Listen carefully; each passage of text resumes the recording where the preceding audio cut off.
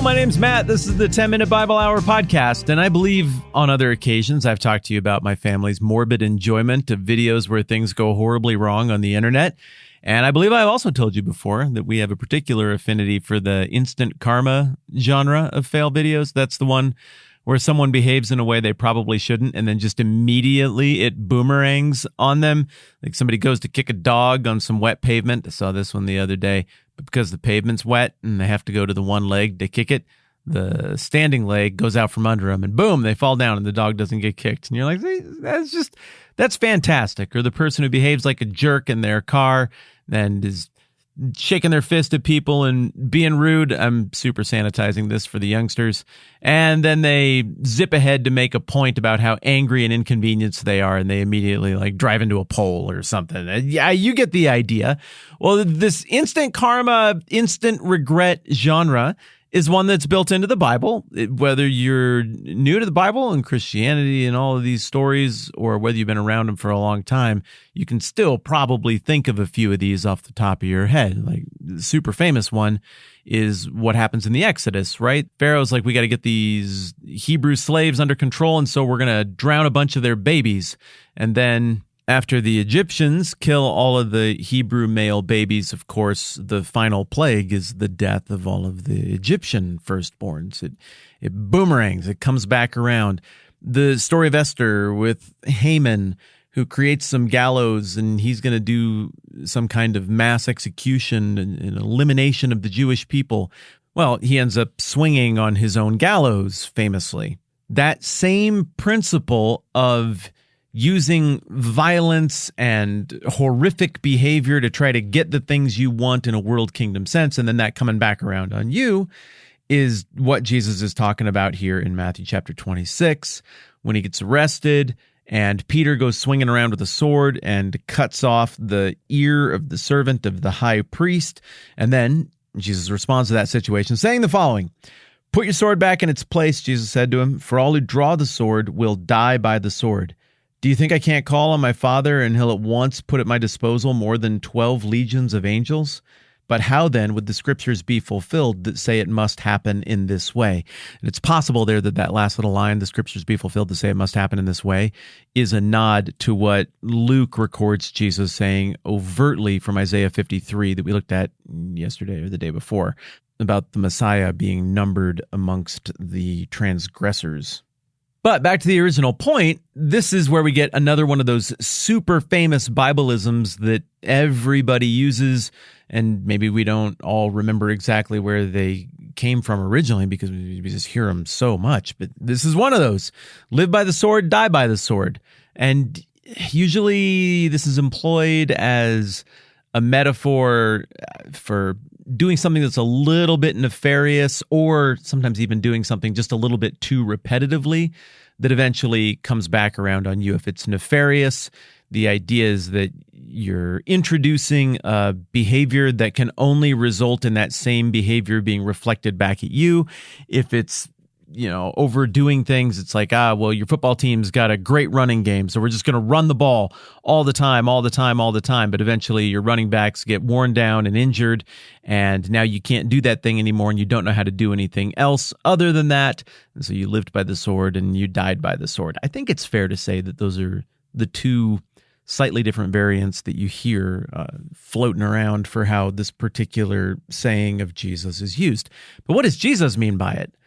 Well, I think it's pretty evident, right? He's clearly drawing on a whole bunch of biblical themes wherein people did nefarious, bad, awful things, maybe even in the service of good, and it came back around on them. Tolkien is playing on this theme as we see the interaction with the Ring of Power, the way that certain members of the Fellowship look at the ring and they're like, this is a weapon of the enemy.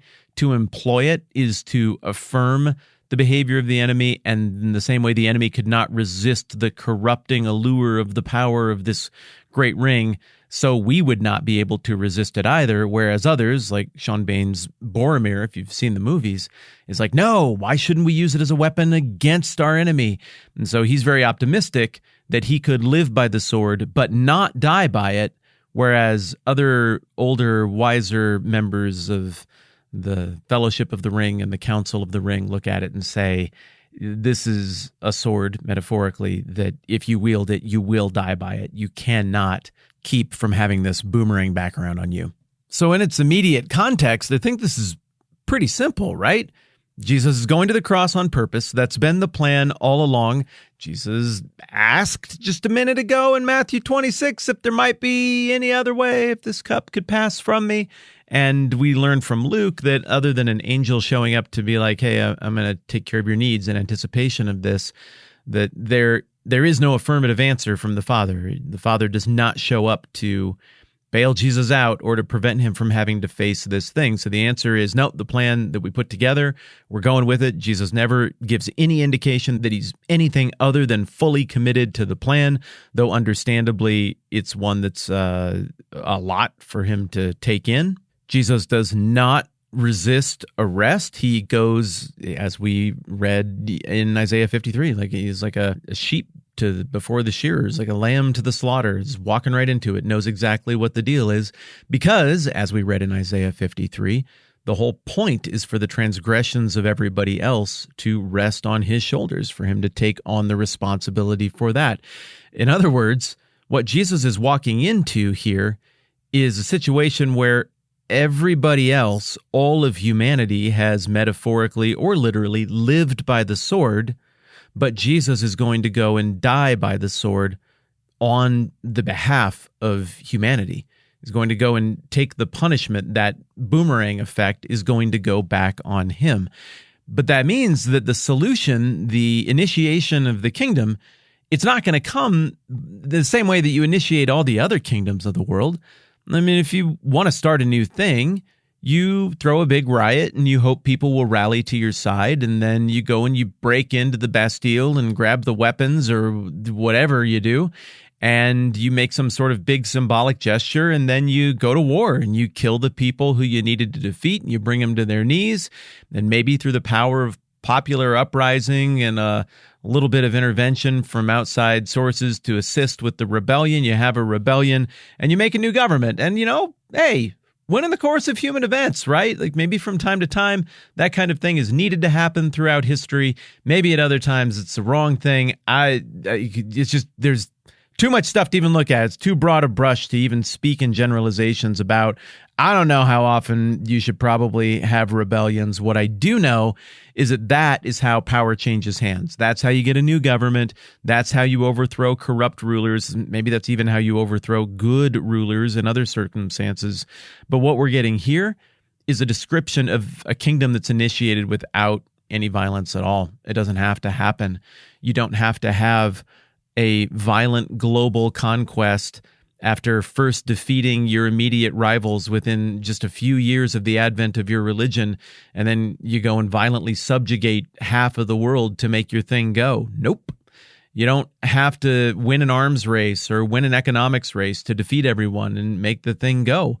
No, in fact, Jesus' kingdom here, the beginning of Christianity, it's going to catch on because early Christians follow the example of Jesus. There's a great book by Rodney Stark. I think it's called like The Rise of Early Christianity or something. He's I don't know where he is now. He's maybe Washington and Baylor. Those are the places I associate this guy with. But he's a historical sociologist who writes in a very accessible way for normal people. And he makes the argument in this work that I think is compelling and fully rooted in evidence that Christianity did catch on by people acting like Christ. Christianity didn't win because the Christians got swords and killed people or had rebellions. That wouldn't have worked. There was a lot more motivation and money and people behind the Bar Kokhba revolt in the first third of the second century, about 100 years, almost right at 100 years after the death and resurrection of Christ. There was a revolt, like a second Jewish rebellion, not the one in 70 AD, a later one. And Rome annihilated the rebels. They won big and they won violent. Christianity would not have won in this way. There was no path to victory through violence. So even from a pragmatic point of view, even if we only reduce it to that, Jesus' command here, they don't do that. All who draw the sword are going to die by it. It checks out that wasn't going to work on a pragmatic level, but how much more so on duplicating the values of the kingdom level. Jesus defeated death by losing, or at least in world categories, it looks like losing. He lost his trial. He lost some sort of game of cunning to avoid being arrested or to get caught. He lost to death and was straight up killed. He lost in the court of public opinion in the short run. I mean, everybody's throwing dirt in the air and yelling, "Crucify him," here in just a couple of pages. I mean, by all world metrics, especially in the short term, he lost bad. And through that came victory. This seed, it fell to the ground and it died, and it grows up into something enormous. This little mustard seed grows up into something gigantic. This little bit of yeast, it affects all of the dough in the positive biblical sense of that expression.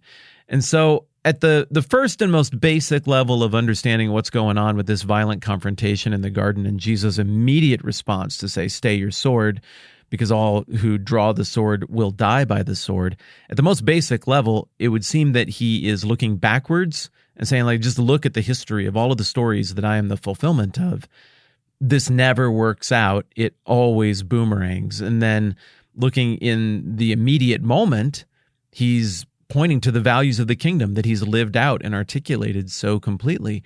The values of this kingdom are different than the values of this world. How you conceive of your enemy and what you do in response to your enemy on an individual level is different than the values of the world.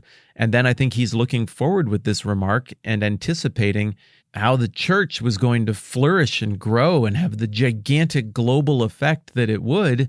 It wasn't going to be through the sword. Now, look, eventually the persecuted church became the persecuting church somewhere into the Middle Ages. There are a couple of Roman emperors who flirted with this. This should just be another conversation. You know what? Yeah, it's going to be another conversation. I was going to do this in one, but I got a bunch more that I want to process through on this. So we're going to keep talking about violence and Christianity and live by the sword, die by the sword, and Jesus' kingdom values next time around. I'm just going to abruptly hit pause right there because I can. I like ya. This is fun. I'm Matt. This is the 10-Minute Bible Hour podcast. Let's do this again soon.